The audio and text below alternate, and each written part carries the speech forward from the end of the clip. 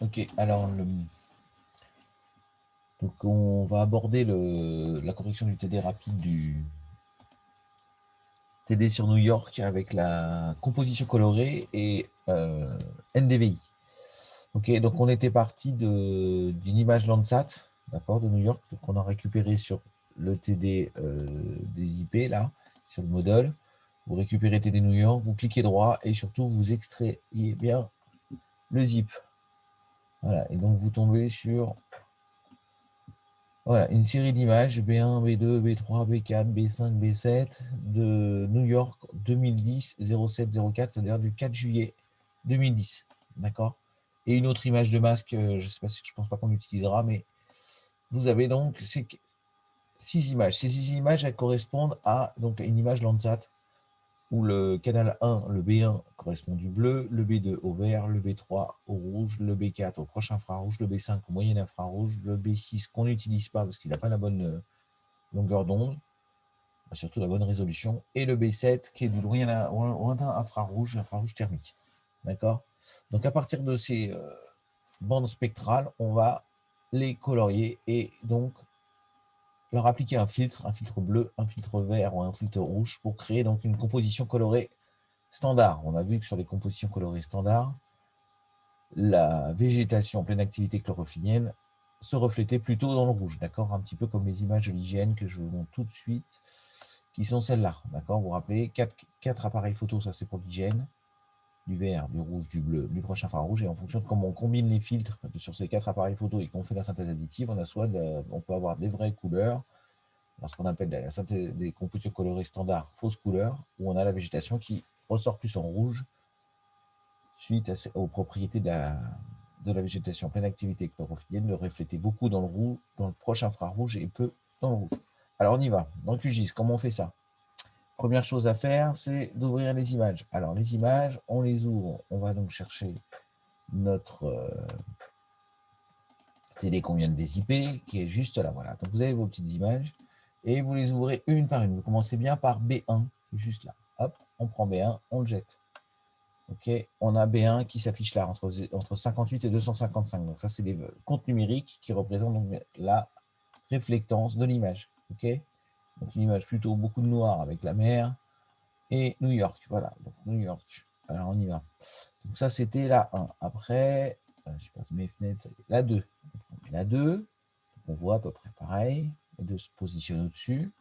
La 3, la 4, la 5 et la 7. Voilà.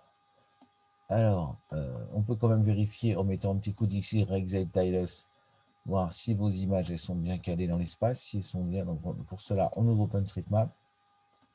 On peut le mettre tout en dessous, OpenStreetMap. Voilà. Et on s'aperçoit qu'on est bien à New York, voilà, frontière du Canada, et que New York, il y a deux rivières qui y arrivent. Voilà, East River et le Hudson River qui sont là, voilà, et l'océan Atlantique qui est là avec différentes choses. Bon, c'est New York, Manhattan, le Bronx, la Statue de la Liberté.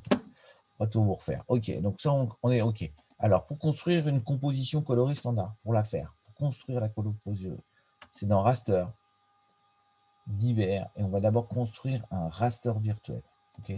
Donc, pour construire ce raster virtuel, quand vous avez comment ça s'affiche comme ça, première chose, la couche d'entrée à sélectionner. Donc, on va bien à droite et on sélectionne bien toutes les images qu'on a. B1, B2, B3, B4, B5 et B7. D'accord? On dit OK.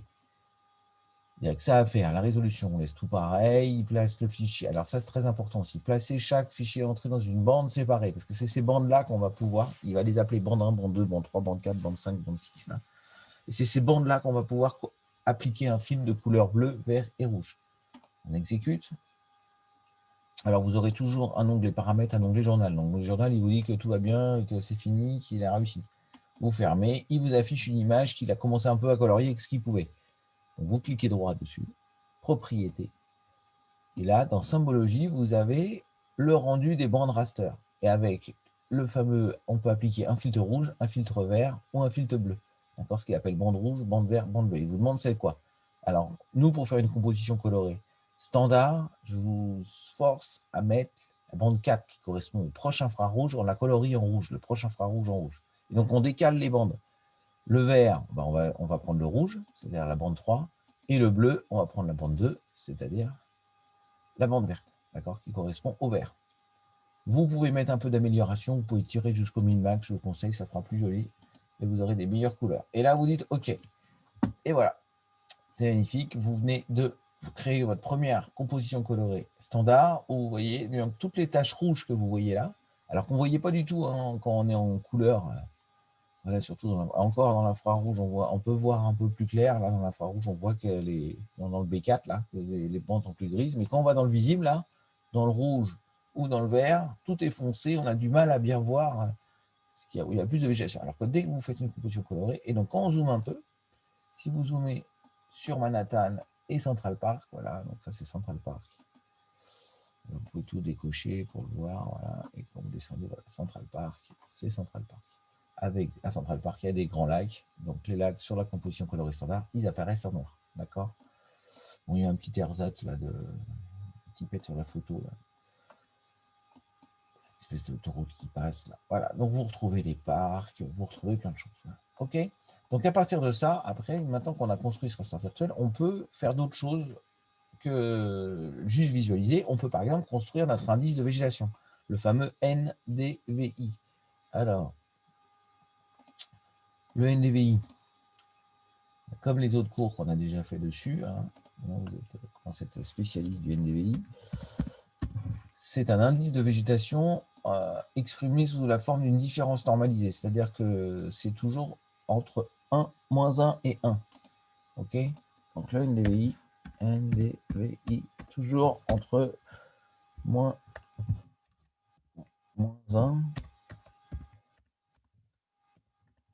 et 1. D'accord. Alors, et sa formule, c'est pi rouge divisé par pi plus rouge. Et là, il ne faut pas oublier les parenthèses, sinon ça ne marchera pas. Là, et donc, sinon la division est prioritaire sur la soustraction et l'addition, et vous aurez quelque chose d'erroné. D'accord. Donc c'est bien ça, hein, je vous la mets en rouge, en gras, en grand. Voilà. Donc ça, c'est bien la formule du NDVI. Hein, vous regarderez sur Internet si ça vous dit. Alors, pour le construire, votre NDVI, vous allez dans Raster, calculatrice raster. Alors, la calculatrice raster, vous retrouvez toutes vos bandes raster, même celles du raster virtuel, vous en retrouvez les 6 du raster virtuel et vos 6 canaux d'origine, vos 6 appareils photo. D'accord. Donc, on va utiliser essentiellement le rouge, qui est le B3, et le B4, qui est le proche infrarouge pour la formule du NDVI, où il y a besoin de ces deux-là. Première chose à faire, lui donner un nom. Ok. Donc là, vous allez vous l'enregistrer au bon endroit. Hein. Voilà. Faut que je me rappelle où est-ce que j'ai mis ça. Vous êtes là. Ok.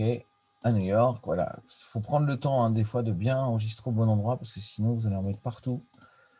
Et c'est pas toujours.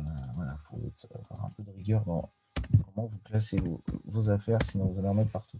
NDVI New York. On y va. On enregistre. Voilà. Et donc, à partir de là, on peut créer notre raster. On y va. Donc, on ouvre la parenthèse et on met notre formule. Donc, c'est B4 moins B3. On referme la parenthèse, on ouvre la parenthèse, on divise par B4 plus B3. Voilà. Donc, on vérifie bien B4 moins B3 qui est là. On reprend B4, le prochain infrarouge, plus le rouge. Différence normalisée, vous faites l'un moins l'autre, divisé par l'un plus l'autre. Ça vous fera toujours quelque chose entre moins 1 et 1. Vous dites OK. Il vous le calcule, il vous le génère et vous le crache ici. Il vous trouve un NDVI entre moins 0,5 et moins 0,78. D'accord. Vous cliquez droit dessus. Bon, alors après, des fois, il sort les valeurs extrêmes. Vous ne focalisez pas trop dessus. L'important, c'est que vous soyez bien entre moins 1 et 1. Et là, on va lui appliquer, au lieu de le laisser en bande grise unique, on va lui mettre des pseudo-couleurs à bande unique. Voilà. Là, on peut appliquer une palette. Alors, ça peut être une palette de vert. Voilà, si vous mettez du vert, plus c'est vert, plus il y a de végétation. Vous pouvez mettre la plus classique spectrale.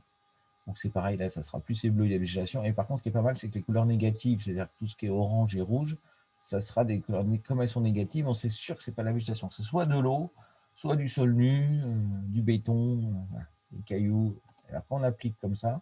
C'est pas mal parce qu'on retrouve bien l'eau et à l'inverse des endroits où c'est très très végétalisé, comme Central Park qu'on avait tout à l'heure. Voilà. Et donc là, ce qui est intéressant, c'est qu'on voit qu'à l'intérieur de Central Park, on a quand même des tâches très différentes qu'on ne voyait pas directement, même sur la composition colorée standard. On voit déjà des choses mieux, mais là, c'est encore plus clair. D'accord. Donc c'est un aspect de NDVI, donc ce que je vous avais expliqué, qu'il est très utilisé maintenant en agriculture, un peu partout. Donc on va continuer sur CNDVI sur les prochains cours. Voilà. Donc, je vous attends vos captures d'écran. Vous verrez qu'on peut faire plein d'autres manips. Pour l'instant, on en est là. Merci. À bientôt.